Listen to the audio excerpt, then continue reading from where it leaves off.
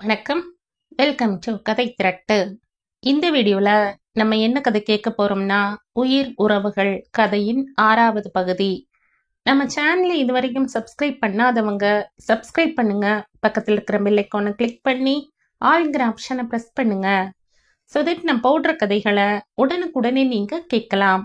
வாங்க கதைக்குள்ள போகலாம்.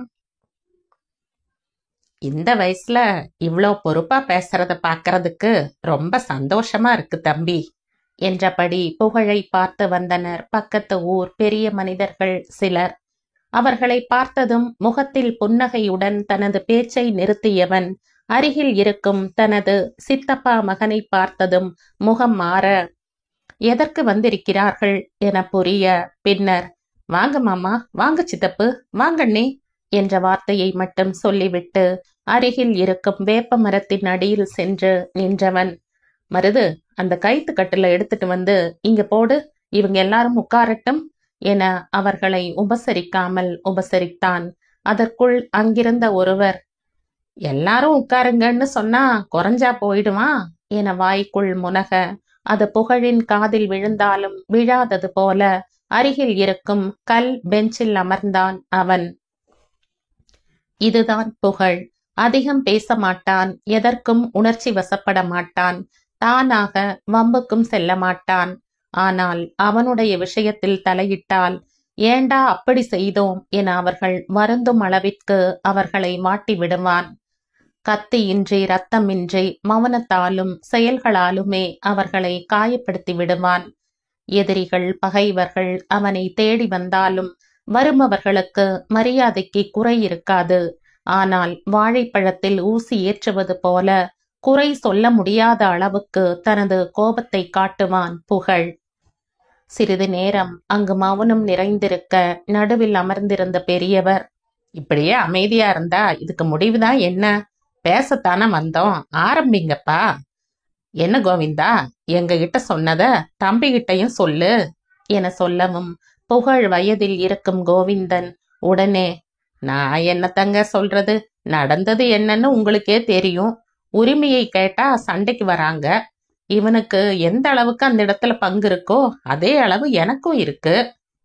என்னதான் சித்தப்பா பெரியப்பார் மகனுகளா இருந்தாலும் சொத்துன்னு வந்துட்டா எல்லாமே சரி பாதி பிரிச்சாகணும்ல.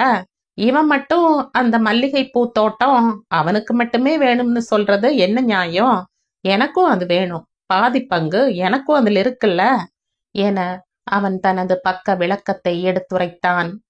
அவன் சொல்வதை முழுவதும் கேட்டுவிட்டு அவர்கள் திரும்பி புகழை பார்க்க, அவனோ, இங்க பாருங்க, நான் அதிகம் பேச விரும்பல. ஆரம்பத்துல எல்லா பூமியும் நாங்க தான் விவசாயம் பண்ணிட்டு இருந்தோம். நான் சொத்து பிரிக்கிறதுக்கு முன்னாடியே சொல்லிட்டேன், இந்த மல்லிகை தோட்டம் எனக்கு வேணும்னு. அதுவும் இல்லாம இந்த 10 வருஷமா நான் அதை எப்படி பார்த்துக்கிட்டு இருக்கேன்னு இந்த ஊருக்கே தெரியும். இவ்வளோ காலமா பட்டணத்துல இருந்துட்டு இப்ப வந்து எனக்கு அந்த தோட்டம் வேணும்னு சொன்னா நான் எப்படி தர முடியும்?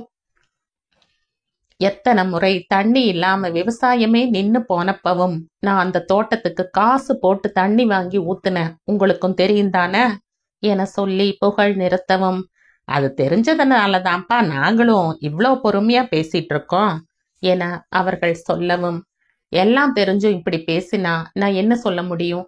எனக்கு அந்த தோட்டம் வேணும், அதுக்காக நான் எதுனாலும் செய்ய தயாரா இருக்கேன், இதுதான் என் முடிவு என தீர்க்கமாக சொன்னவன், இளநீர் சொல்லியிருக்கேன், இருந்து குடிச்சிட்டு தான் நீங்க போகணும் என அவர்களை இனி பேசுவதற்கு ஒன்றும் இல்லை, கிளம்புங்கள் என சொல்லாமல் சொன்னான் புகழேந்தி. என்னையா இது, இந்த தம்பி இப்படி சொல்லுது என சலித்தபடி ஒருவர் சொல்ல, அதான் அந்த தம்பி தெளிவா சொல்லுதில்ல, அந்த தோட்டம் வேணும்னு. அப்புறம் அது சொல்றதுலயும் நியாயம் இருக்குப்பா. 15 வருஷத்துக்கு முன்னாடி அது உடக்காங்கூட ஒண்ணுக்கு போகாத காடா இருந்தது. அதுக்கு இந்த தம்பி என்ன பாடுபட்டதுன்னு நாமளும் நேர்ல பார்த்திருந்தானே. அப்புறம் நாமளே இப்படி பேசுனா இப்படி என இன்னொருவர் புகழ் சார்பாக பேச, இங்க பாருங்க, அதெல்லாம் எனக்கு தெரியாது. என்னோட பங்குக்கு அந்த தோட்டம் பாதி வருது, அது எனக்கு வேணும். ஒண்ணும் வேணா பாருங்க, அந்த மல்லிகை செடியை எல்லாம் புடுங்கி எரிஞ்சிட்டு என கோவிந்தன் சொல்லி முடிக்கும் முன் அவன் சட்டை காலர் புகழின் கைப்பிடியில் இருக்க, என்னடா சொன்ன என கண்கள் சிவக்க நரம்புகள் புடைக்க கர்ஜித்தவன், இனி ஒரு வார்த்தை அந்த தோட்டத்தை பத்தி பேசினா உடம்புல உசுறு இருக்காது சொல்லிட்ட. அதுல இருக்கிற ஒவ்வொரு செடியிலையும் என் உசுறு இருக்குடா. அதுல யாராவது கை வச்சாங்க அவங்க உசுரோட வெளியே வர முடியாது என அவன் கோபத்தில் வார்த்தைகளை அழுத்தி சொல்ல கேட்ட அவனும் உடன் இருந்த பெரியவர்களுமே ஒரு நிமிடம் அதிர்ந்து விட்டனர். அதற்குள், அடவிடுங்கப்பா, நகரத்துல படிச்ச பையன் மண்ணோட அருமை தெரியாம பேசிட்டான் என சொல்லி புகழை தடுத்த ஊர் பெரியவர்கள் கோவிந்தனிடம் திரும்பி, இங்க பாரு தம்பி, நாங்க எங்களுக்கு படி அளக்கிற இந்த மண்ணை எங்க உசுரை விட பெருசா நினைக்கிறோம்.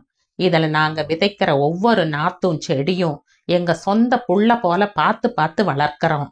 விதைச்சவன் கணக்கு பார்த்தா விதை நெல்லு கூட வீடு வந்து சேராது. நீ என்ன புடுங்கி எரிஞ்சிடுங்கன்னு ஒரு வார்த்தையில சொல்லிப்புட்ட. இந்த மண்ணுதான் நாங்க கும்பிடுற சாமி. கஷ்டமோ நஷ்டமோ எங்களுக்கு எல்லாமே இந்த மண்ணுதான். 4 பக்கம் சுவரும் நடக்கிற தரையும் உரிமை இல்லாத அடுக்குமாடி கட்டடத்துல இருக்கிற உங்களுக்கு இதோட அருமை தெரியாது. இனி இப்படி பேசாத. மண்ணை பத்தி பேசுனா நாங்களும் சும்மா இருக்க மாட்டோம் என அவனை மிரட்டும் தொனியில் எச்சரித்தனர். பின்னர் கோவிந்தன், புகழ் இருவரும் தங்களது நிலைப்பாட்டில் இருந்து இறங்க மறுக்க, இது பங்காளிங்க பிரச்சனை, நீங்களே பேசி முடிவு பண்ணிக்கங்க என சொல்லிவிட்டு ஊர் பெரியவர்கள் அங்கிருந்து கிளம்பினர். அவர்கள் செல்லும் வழியில், சின்ன வயசுல இந்த அளவுக்கு முன்னேறி எல்லாரிடமும் அனுசரணையா போற பையன் இந்த தோட்டத்து விஷயத்துல மட்டும் ஏன் இப்படி பிடிவாதமா இருக்கான்? மண்ணு மேல உசுர வச்சுட்டா அதை விட்டு கொடுக்க மனசே வராது. ஒரு விவசாயியா இருந்துட்டு நமக்கு இது புரியுது. ஆனா அதை வித்து காசாக்கணும்னு நினைக்கிற அவன் தம்பிக்கு புரியலையே. இது எங்க கொண்டு போய் முடியுமோ என புலம்பியபடியே நடந்தனர் அப்பெரியவர்கள். அவர்கள் சென்ற பின்னரும் அங்கு நடந்த நிகழ்வுகளில் இருந்து வெளியே வர முடியாமல் பிடித்து வைத்த சிலை போல வெகுநேரம் அப்படியே அமர்ந்திருந்தான் புகழ். அந்த செடிகளை வேணும்னா பிடுங்கி எரிஞ்சிடு என்ற கோவிந்தனின் வார்த்தை அவன் காதில் மீண்டும் மீண்டும் எதிரொலிக்க ஒவ்வொரு முறையும் உடல் குலுங்கி நின்றது. அவன் மனமோ தரையில் விழுந்த மீனை போல படபடவென வேகமாக துடித்து கொண்டிருந்தது. என்ன வார்த்தை சொல்லிட்டா?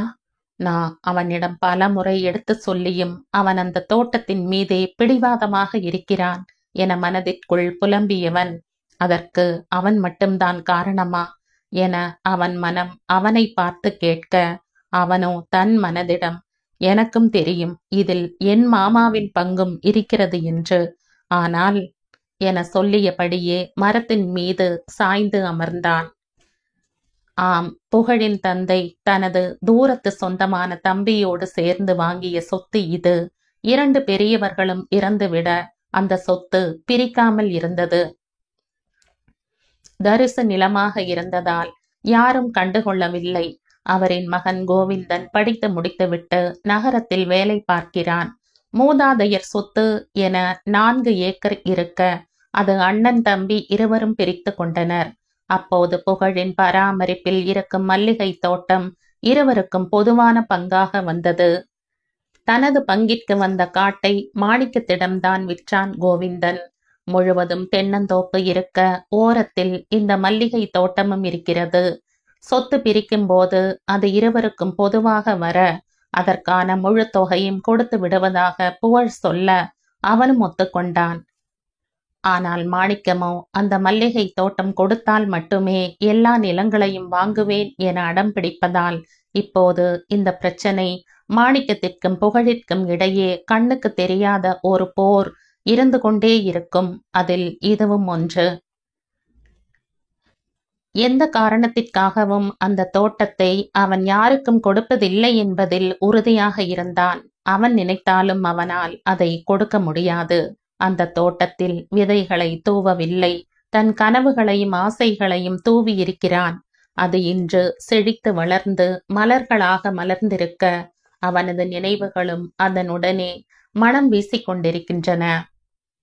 அங்கு சென்றாலே அந்த நினைவுகள் நெஞ்சில் நிலவு போல் தாளாட்ட அந்த சுகத்தில் பல மணி நேரம் தன்னை மறந்து கிடப்பான் புகழ். அங்கு பூக்கும் பூக்களை யாரும் பறிப்பதற்கு அனுமதி இல்லை. அங்கே பூத்து வாடி அந்த மண்ணிற்கு உரமாகி மீண்டும் பூக்கும் அந்த தோட்டத்தில் நுழையக்கூட யாருக்கும் அனுமதி இல்லை. தன் உயிருடன் கலந்த அந்த தோட்டத்தை அவன் உறவுக்காக விட்டு கொடுப்பானா என்ன? அதற்காக தன் உயிரை விடவும் அவன் தயாராக இருந்தான். அப்போது, ஐயா, நீங்க இங்கதான் இருக்கீங்களா? இன்னும் சாப்பாட்டுக்கு வரலைன்னு அங்க ஆத்தா ரவுசு போட்டுக்கிட்டு இருக்குதுங்க என சொல்லிக்கொண்டே அங்கு வந்தான் மருது. இதோ கிளம்பிட்ட மருது என சொல்லியபடி வீட்டை நோக்கி நடந்தான் புகழ். இட்ட உறவு 8 நாளைக்கு நக்குன உறவு 4 நாளைக்குன்னு அந்த காலத்தில் காரணம் இல்லாமல சொல்லி இருப்பாங்க. உறவுன்னு சொல்லிட்டு திண்ணையில வந்து உட்கார்ந்து உங்களுக்கு எல்லாம் வாயில பல்லு போட்டு பேச என் வீட்டு சமாச்சாரம் தான் கிடைச்சதா? யார பார்த்து என்ன பேச்சு பேசுறீங்க? என் பையன் வவுசுக்கும் வனப்புக்கும் இந்த ஜில்லாவுல பொண்ணே கிடையாது தெரியும்ல. பேச வந்துட்டாளுக பேச்சு என வெளித்திண்ணையில் அமர்ந்து கொண்டு பேச்சியம்மா நியாயம் முழக்கி கொண்டிருக்க அதை 2 பெண்கள் கேட்டுக்கொண்டிருந்தனர். அதில் ஒருத்தி, அட, நான் என்னத்த சொல்லிப்புட்டேன் பேச்சி, நீ வாய்க்கு வந்தபடியெல்லாம் பேசுற. என்னதான் இருந்தாலும் புகழு எனக்கும் சித்தப்பாரு பேரன் தானே. அதான் செய்தி கேட்ட உடனே மனசு கேட்காம உங்ககிட்ட வந்து சொன்னேன். நம்ம மணி பொண்ண அவங்க நாத்தனார் கோமதி மவனுக்கு கேக்குறாங்களாம். அந்த பையனும் படிச்சு பேங்க் வேலையில இருக்கானாம். அவங்க பொண்ணுக்கு கண்ணாலத்தை முடிச்சதும் அடுத்தது இவங்க கண்ணாலந்தானாம். இப்ப பேச்சுவார்த்தையோட இருக்குதாம். இதான சொன்ன. நம்ம புகழும் கட்டிக்கிற முறைதான். ஆனா என்ன பண்றது? விவசாயிக்கு வாக்கப்பட்டா சேர்லையும் சாணியிலையும் இல்ல பொழப்ப நடத்தணும். அதான் பட்டணத்துல பொண்ணை கொடுத்தா பவுசா இருப்பான்னு மணியம்மா முடிவு பண்ணிட்டா. என்ன பண்றது? எல்லாத்துக்கும் கொடுப்பன வேணும். இத சொன்னதுக்கு ஏன் நீ இந்த சிலும்பு சிலும்புற என சந்தடி சாக்கில் அவரது கோபத்தை இன்னும் சற்று தூபம் போட்டு ஏற்றிவிட அந்த நேரத்தில் வீட்டிற்குள் நுழைந்தான் புகழ். புகழை பார்த்ததும், தோ தம்பி வந்துடுச்சு, பாவம் வேலை செஞ்சு களைச்சு போய் வருது, அதுக்கு சோத்தப்போடு பேச்சு, அப்புறம் உட்கார்ந்து நியாயம் பேசலாம் என நல்லவர்கள் போல சொல்லிவிட்டு நடையை கட்டினார்கள்.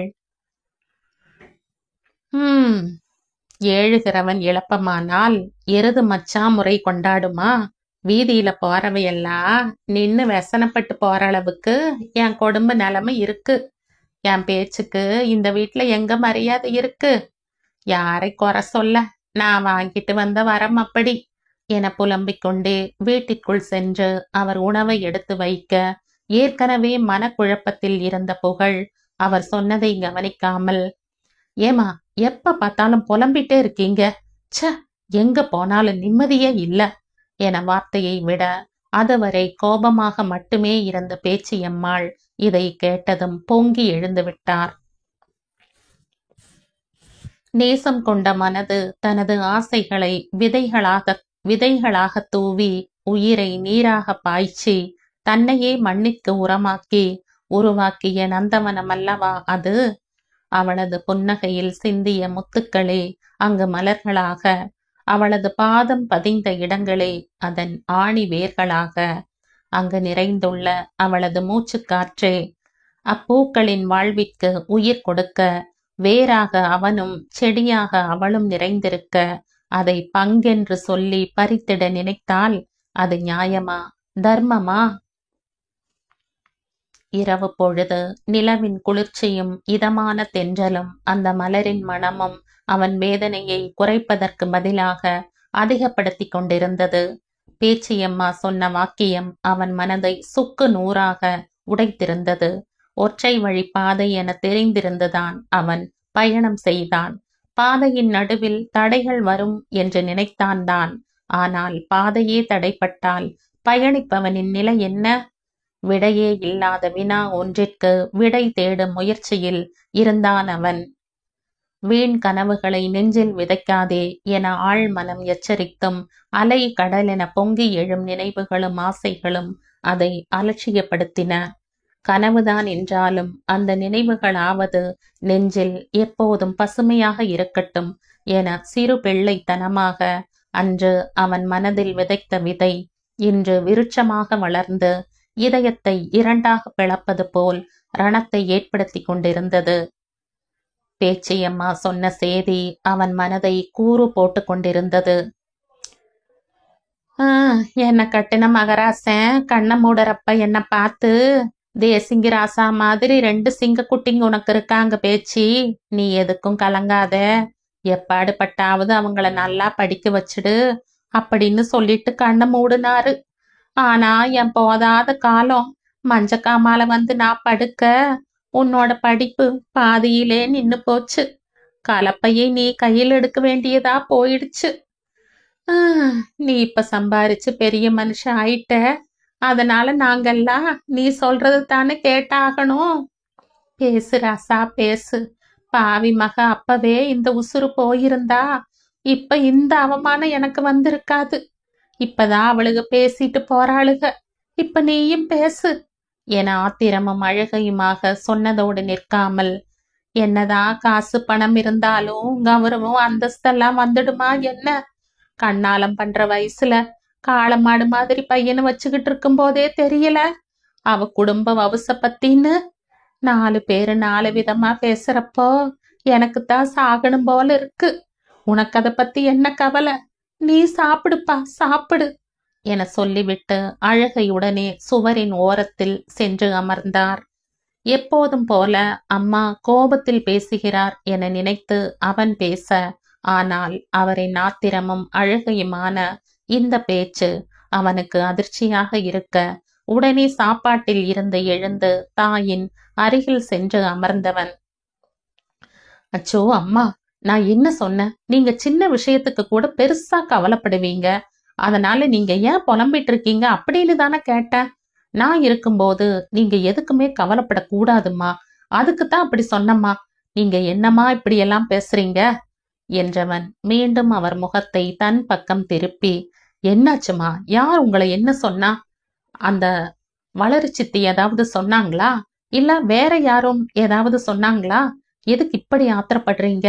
அதுவும் நான் இருக்கும்போது உங்களுக்கு என்ன கவலை சொல்லுங்க என கேட்டுக்கொண்டே அவரின் கைகளை எடுத்து ஆதரவாக மடியில் வைத்து கொண்டு அன்புடன் வினவ, பிள்ளையின் கனிவான பேச்சில் நிகழ்ந்த தாயின் மனம் ஆத்திரத்தின் தணல் சற்று மட்டுப்பட, அது வந்து தம்பி என ஆரம்பித்தவர் பூரணிக்கும் அழகனுக்கும் திருமணம் என்ற விஷயத்தை சொல்லி, என்னமோ ஊருலகத்துல இல்லாத மாப்பிள்ள கிடைச்ச மாதிரி எல்லாம் பேசுறாளுக, பட்டணத்து வவுச போய் பார்த்தா தானே தெரியும் என அவர் சந்தடி சாக்கில் தனது எரிச்சலை வெளிப்படுத்தினார்.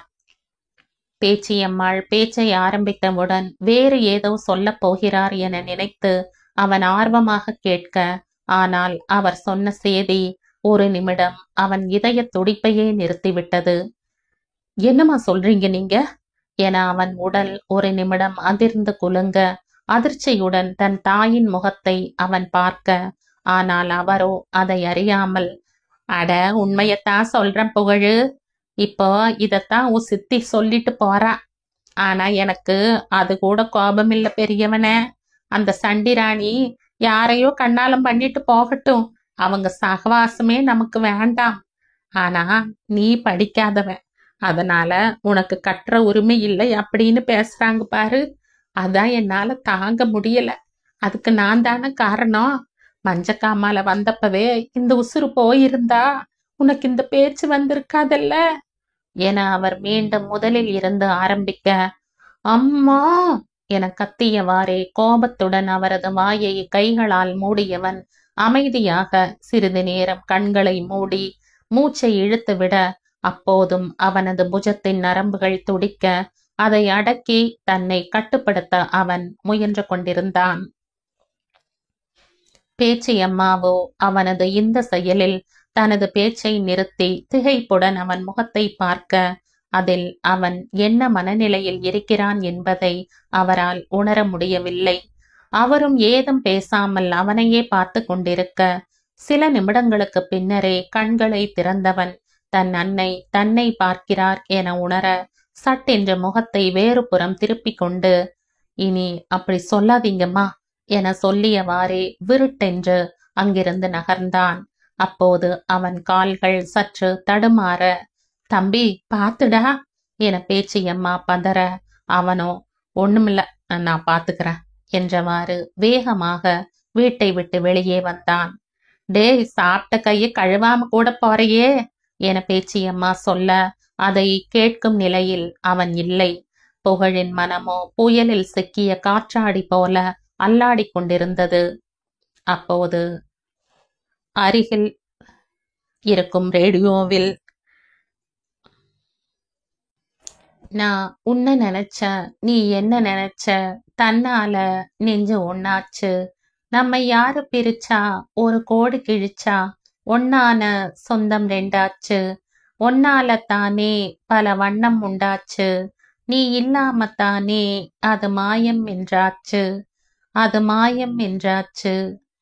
மாடு மனை எல்லாம் உண்டு என்னோட, என் நெஞ்ச மட்டும் போக விட்டேன் உன்னோட, உன்னை தொட்டு நாவார என்ன விட்டு ஏன் போற, நிழல் போல் கூட வந்தா ஆகாதோ, சொல்லம்மா என்னம்மா என் கண்ணம்மா என்ற பாடல் ஒலிக்க, அதை கேட்டதும் அவனது உயிர் துடிப்பு நின்று மீண்டும் துடிக்க, அந்த நொடி அவன் எதிரிக்கு கூட வரக்கூடாது என நினைத்தான் புகழ். கால் போன போக்கில் அவன் நடந்து கொண்டிருக்க, உங்க அத்தக்காரி, அதான் அந்த கோமதி இருக்கால்ல, அவ மகனுக்கு தன் பொண்ணை கொடுக்கறாளாம். அவன் ஏதோ பேங்க்ல வேலை செய்யறானாம், வெளிநாடு கூட போக போறானாம் என பேச்சியம்மா சொன்ன வார்த்தைகள் அவன் நெஞ்சை கடப்பாறையால் இடிப்பது போன்ற ரணத்தை ஏற்படுத்தி கொண்டிருந்தது. கால்கள் நேராக மல்லிகை தோட்டத்திற்கு இழுத்து வர, அங்கு வந்தும் அவனது வேதனை குறையவில்லை. அந்த மல்லிகை தோட்டத்தில் படுத்தவன் சோறு தண்ணி இல்லாமல் நாள் முழுவதும் அங்கேயே இருந்தான். மருது வந்து அழைத்தும் அவன் செல்லவில்லை. இங்க வீட்டுக்குள்ள போட்டது போட்டபடி அப்படியே கிடக்குது, என்னடி பண்ணிக்கிட்டு இருக்க? உங்ககிட்ட நான் வயலுக்கு போயிட்டு வந்துடுறேன், அந்த கீரைய ஆஞ்சு துவையல் அரைச்சு வைன்னு சொன்னேன்ல, அதை செய்யாம அங்க என்னடி பண்ற என்றபடி உள்ளே வந்தார் மணியம்மை. ஏமா கத்துற?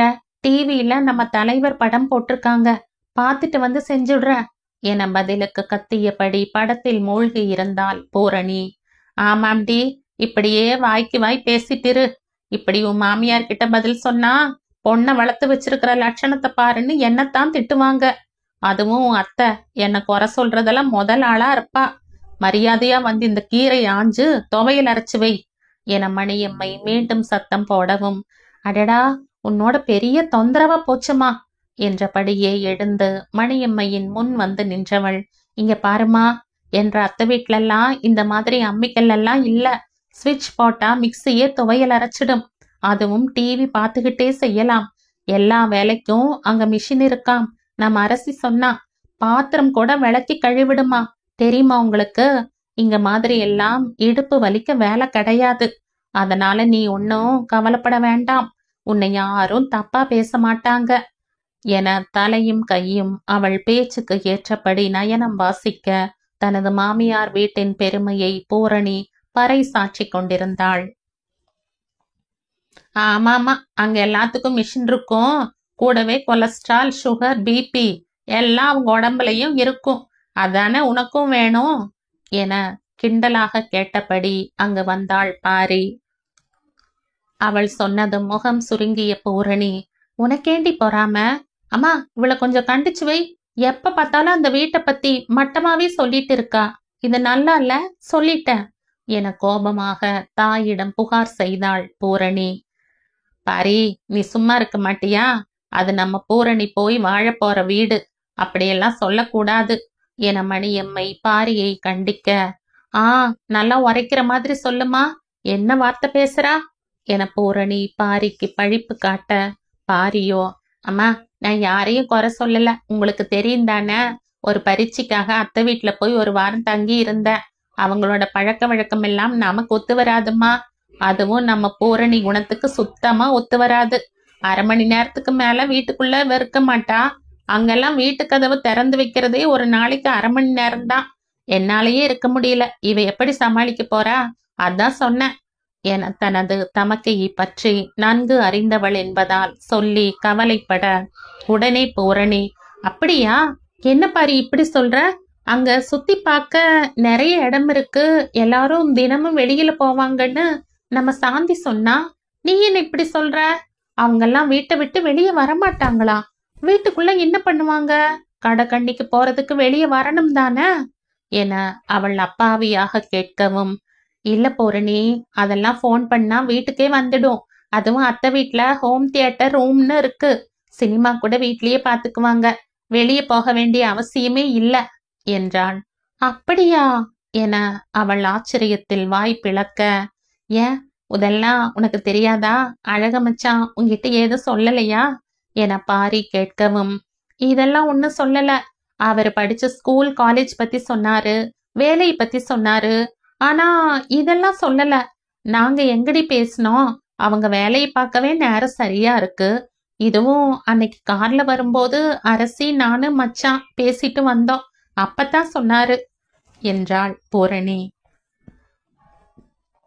அது ஒன்னும் பிரச்சனை இல்ல, நீ போயிருந்தா அப்படியே பழகிக்கலாம், நீ கவலைப்படாத என அவள் முகம் வாடுவதைக் கண்டு பொறுக்க மாட்டாமல் அவளுக்கு நம்பிக்கை கொடுத்தாள் பாரி.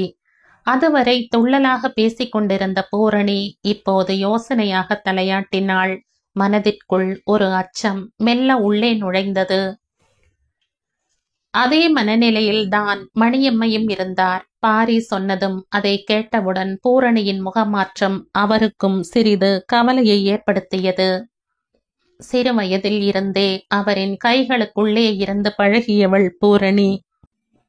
கோபமும் அதிகம், அதே நேரத்தில் எளிதில் சமாதானமும் ஆகிவிடுவாள். ஆனால் கோபம் வரும் நேரத்தில் அவள் என்ன செய்கிறாள் என்பது அவளுக்கே தெரியாது. வீட்டில் இருப்பவர்கள் அதற்கு ஏற்றாற்போல நடந்து கொள்வார்கள். ஆனால் அழகன் வீட்டில் அப்படி இருப்பார்களா? என்னதான் சொந்த நங்கையாராக இருந்தாலும் கோமதியின் குணத்தை பற்றியும் மணியம்மைக்கு நன்கு தெரியும். இவள் அங்கு எப்படி சமாளிக்கப் போகிறாளோ என்ற புதிய கலக்கம் அவரின் நெஞ்சில் மூண்டது. அன்று அழகன் தன் மனதை சொல்லிவிட்டு சென்ற பின்னர் நன்றாக யோசித்தே மணியம்மை மாணிக்கத்திடம் இதை பற்றி பேசினார். அவர் யோசித்தது என்னவென்றால், இந்த காலத்தில் படிப்பு ரொம்ப முக்கியம். வசதி இல்லாத பிள்ளைகளும் நன்றாக படித்து நல்ல வேலையில் இருக்கிறார்கள். பூரணிதான் சரியாக படிக்கவில்லை. ஆனால் அழகன் நன்றாக படித்து நல்ல வேலையில் இருக்கிறான். மேலும் குணமும் நல்ல குணம், உறவு முறையும் இருப்பதால் நாளை ஏதாவது பிரச்சனை என்றால் சரி செய்து கொள்ளலாம். அழகனே விரும்பி திருமணத்திற்கு கேட்கிறான். மேலும் பூரணிக்கும் இதில் விருப்பம் என்பதால் காதல் மனம் புரிந்து அதன் பலனை அனுபவிக்கும் மணியம்மைக்கு அதன் அருமை புரிய, அதனால் தான் அவர் மாணிக்கத்திடம் இதை பற்றி பேசினார். மாணிக்கமோ முதலில் நம்ப மறுத்தாலும் மணியம்மைதான் அழகன் சொன்னதை விளக்கினார். அதை கேட்டதும் தனக்கு வரும் மருமகன் அக்காவின் மகன் என்பதில் அவர் மனம் மகிழ்ச்சி கொள்ள, மேலும் மணியம்மையும் இதற்கு முழு மனதாக சம்மதித்தது அவருக்கு மிகவும் சந்தோஷமாக இருக்க, மாணிக்கமும் சரி என சொல்லிவிட்டார். இப்போது ஏதும் வெளியில் சொல்ல வேண்டாம். முதலில் அரசி கண்ணால முடியட்டும். அதற்கு பின்பு இதை பற்றி மாமாவிடம் பேசுகிறேன் என அலைபேசியில் கோமதியும் இதற்கு சம்மதம் கொடுக்க, அழகன் பூரணி திருமணம் இப்படியாக உறுதி செய்யப்பட்டது. வீட்டில் உள்ளவர்கள் அழகன் பூரணி திருமணத்தில் உறுதியாக இருந்தனர். பிறப்பும் இறப்பும் நம் கையில் இல்லாத இடைப்பட்ட நாட்களில் வாழும் இந்த வாழ்க்கையில்தான் மனிதனுக்கு எத்தனை ஆசைகள், கனவுகள், சந்தோஷம், கோபம், வெறுப்பு என பல பரிமாணங்களில் தன்னை வெளிப்படுத்திக் கொள்கிறான். தடைகள் இல்லாத வெற்றி, சோதனை இல்லாத சாதனை என்பது இந்த உலகில் இல்லை. வானவில்லை வளைத்துவிட்ட சந்தோஷத்தில் இவர்கள் இருக்க, ஆனால் அது சில மணித்துளிகள்தான் வானத்தில் இருக்கும் என்பதை ஏனோ அவர்கள் மறந்து போனார்கள். இரவு முழுவதும் மல்லிகை தோட்டத்தில் இருந்தவன் விடியற்காலையில் வீட்டிற்கு வர பாண்டி திண்ணையில் சாய்ந்தபடி உறங்கிக் கொண்டிருந்தான். அவனை பார்த்ததும், இன்னைக்கும் ஊரை சுத்திட்டு லேட்டா வந்தீங்க, படுத்திருக்கான் பாரு என திட்டியபடியே பாண்டியின் அருகில் வந்தவன், டேய் பாண்டி, என்னடா இங்க படுத்து தூங்குற? இன்னைக்கும் சினிமா பார்த்துட்டு வந்தியா? எத்தனை தடவை சொல்லி இருக்க, இப்படி ராத்திரி நேரத்துல போகாதேன்னு படபடவென அவன் பேசி கொண்டிருக்க, புகழின் உலுக்கலில் திடுக்கிட்டு விழித்தவன் கண்களை கசக்கிக் கொண்டே, அண்ணா வந்துட்டீங்களா? உங்களுக்காகத்தான் காத்துக்கிட்டு இருந்தோம். பசிக்குது, வாங்க சாப்பிடலாம் என சொல்லிக்கொண்டே வேகமாக எழுந்தவன் சுற்றிலும் பார்க்க பொழுது விடிந்து கதிரவனின் கதிர்கள் அவன் கண்களை துளைத்தன. அதற்குள் புகழ், என்னடா வளர்ற? இந்த நேரத்துல யார் சாப்பிடுவாங்க? என்ன ராத்திரி ஃப்ரெண்ட்ஸ் கூட சேர்ந்து ஏதாவது என அவன் முறைக்க, என்னங்கண்ணா நீங்க? விடிஞ்சதா எனக்கு இப்பதான் தெரியும். நீங்க தான் மதியம் சாப்பிட வந்தப்ப அம்மா கூட சண்டை போட்டுக்கிட்டு தோட்டத்துல போய் படுத்துட்டீங்கன்னு மருது சொன்னா. நான் வந்து பார்க்கலாம்னு பார்த்தா எங்க அம்மாவும் பாவம் அழுதுகிட்டே இருந்தாங்க. அதான் இரவு நீங்க வந்த பிறகு எல்லாரும் சேர்ந்து சாப்பிடலாம்னு காத்துக்கிட்டு இருந்தோம். நீங்க வரலையா? அப்படியே தூங்கிட்டோம் போல இருக்கு. அதான் நீங்க எழுப்பின உடனே நான் உளறிட்டேன் என்றான். என்னது, அம்மாவும் நீயும் சாப்பிடலையா? எனக்காக காத்துட்டு இருந்தீங்களா? ஏன்டா இப்படி பண்றீங்க? நான் வரலைன்னா என்ன, நீங்க சாப்பிட வேண்டியது தானே? சோ, அம்மாவுக்கு வேற பிபி இருக்கே, என்னாச்சோ என படபடவென பேசிக்கொண்டே வேகமாக வீட்டிற்குள் புகழ் செல்ல பாண்டியும் பின்னால் சென்றான்.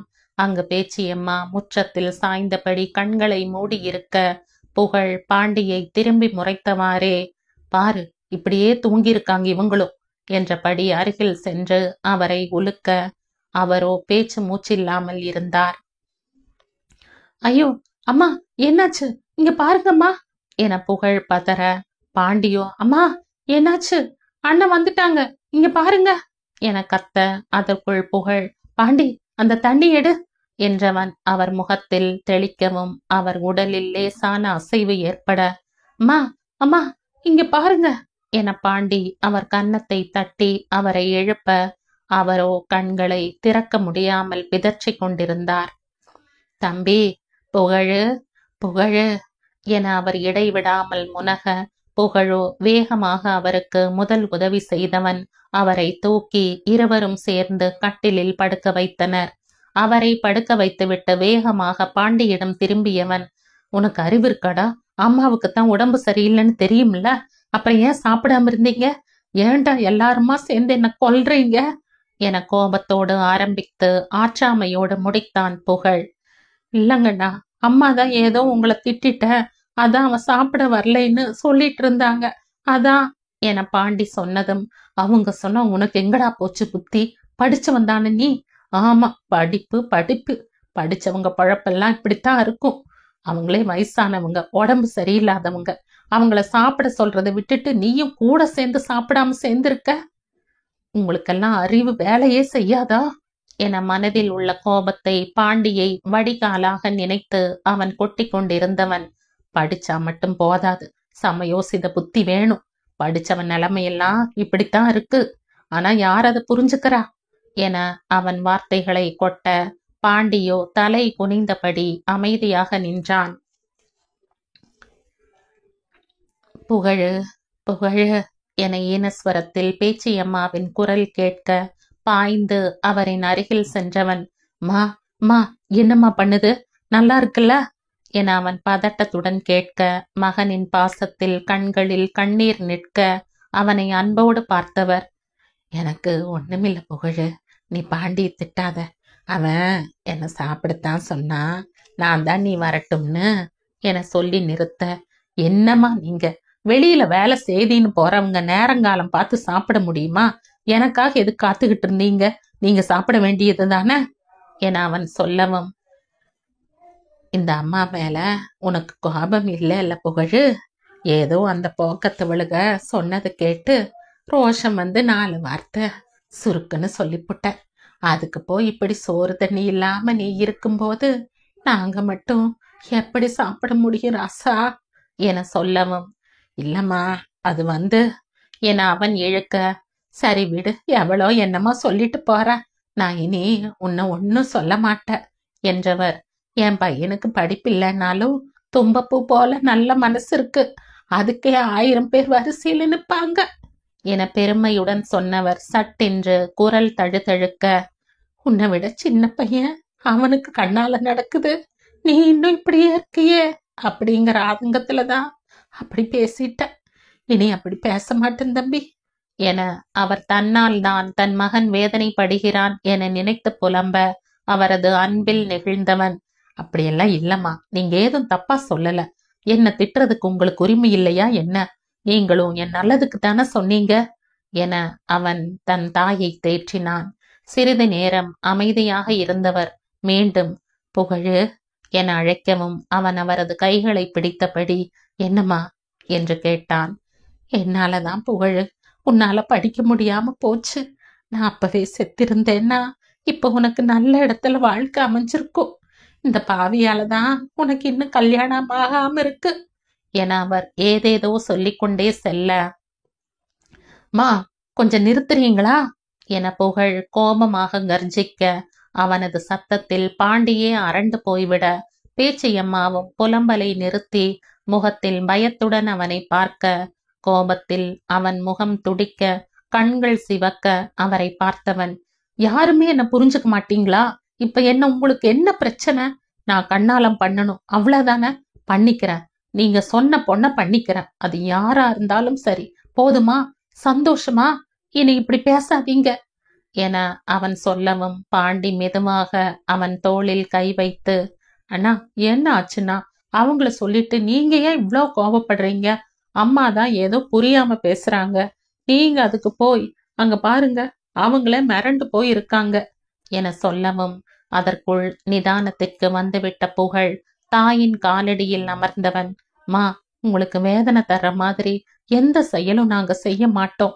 என்னோட கல்யாணம் தான் உங்களுக்கு சந்தோஷம் அப்படின்னா நான் அதுக்கு சம்மதிக்கிறேன் என நிறுத்தி நிதானமாக முகத்தில் எந்த விதமான உணர்ச்சியும் இல்லாமல் பேசினான். அதை கேட்டதும் படுத்திருந்த பேச்சியம்மா வேகமாக எழுந்து அமர்ந்து, ஏ ராசா, நெசமாவா நீ கண்ணாலத்துக்கு சம்மதிச்சிட்டியா? அப்புறம் பேச்சு மாற மாட்டியே என தன் மகனை பற்றி தெரிந்தவராக பேச, கண்டிப்பா மாறமாட்டேன். இப்ப கஞ்சி வச்சு கொடுக்கறேன், அதை குடிங்க. அப்புறம் நாமெல்லாம் தெளிவா பேசிக்கலாம் என சொல்லிவிட்டு அவன் அங்கிருந்து எழுவதற்குள் கஞ்சியோடு பாண்டி வந்தான். இந்தாங்கண்ணா கஞ்சி என அவன் கொடுக்கவும், அட நீயே வச்சிட்டியா என சொல்லியபடி வாங்கி தனது அன்னைக்கு கொடுத்தவன் அவர் குடித்து முடித்த பின்பே அங்கிருந்து நகர்ந்தான். வெளியே பாண்டி நின்று கொண்டிருக்க அவன் அருகில் வந்த புகழ், டே பாண்டி, விவரம் தெரியாம உன்னை ஏதேதோ பேசிட்ட, மனசுல வச்சுக்காத. அம்மாவை இந்த நிலைமையில பார்த்த உடனே கொஞ்சம் கோபம் வந்துடுச்சு, அதான் அப்படி பேசிட்ட. என் மேல உனக்கு கோபம் இல்லையே என தன் செயலுக்கு தம்பியிடம் மன்னிப்பு கேட்க, பாண்டியோ, என்னங்கண்ணா நீங்க இப்படியெல்லாம் பேசுறீங்க? நீங்க ஏதும் தப்பா பேசலங்கண்ணா, சரியாத்தான் பேசியிருக்கீங்க. அதுவும் இல்லாம இத்தனை வருஷ காலத்துல நீங்க இன்னைக்குதான் என்கிட்ட இவ்வளோ வார்த்தை பேசியிருக்கீங்க. எண்ணி எண்ணி வார்த்தைகளை பேசுற எங்க அண்ணனா இதுன்னு நானே ஆச்சரியப்பட்டு நிக்கிறேன் என பாண்டி தனது அண்ணனின் மனநிலையை மாற்றும் பொருட்டு வேடிக்கையாக சொல்ல, புகழோ சிரித்து கொண்டே, சரி சரி, இன்னைக்கு நம்ம சமையல்தான், அதுக்கு ஏதாவது ரெடி பண்ணு என சொல்லிவிட்டு நடந்தவன் சிறிது தூரம் சென்றவன் சட்டென்று நின்று, கோழி பண்ணைக்கெல்லாம் நீ போக வேண்டாம், நான் பாத்துக்கிறேன் என சொல்லிவிட்டு நடந்தான். அச்சோ, என்னண்ணா இப்படி சொல்லிட்டீங்க என பாண்டி பதற, ஆம், சமையல் நாம் தான் என்றதும் அலைபேசியில் பிரியாணி விருந்து என் நண்பர்களுக்கு உடனே அவன் மெசேஜ் தட்டி கொண்டிருக்க புகழின் வார்த்தையில் அவன் அதிர்ந்து போனான். என்னது, பிரியாணி இல்லையா? அப்படின்னா இன்னைக்கு கார்த்திகை, நான் ஆஞ்சநேயருக்கு விரதம்னா நீங்களே சாப்பிட்டுக்கங்க என அவன் சொல்ல நின்று அவனை திரும்பி பார்த்த புகழ் சிரித்து கொண்டே, டேய், கிருத்திகைக்கு முருகனுக்குத்தான் விரதம் இருப்பாங்க, நீ ஏண்டா சாமிகளுக்குள்ள குழப்பத்தை கொண்டு வர? சரி சரி, மருதுகிட்ட கொடுத்து விடுறேன் என சொன்னதும் பாண்டி முகத்தில் அசடு வழிய, அது வந்துங்கண்ணா என சொன்னவன், போடா போய் வேலை பாரு என புகழ் சொன்னதும், தப்புச்சோமடா என்றபடி வீட்டிற்குள் வேகமாக சென்றான் பாண்டி.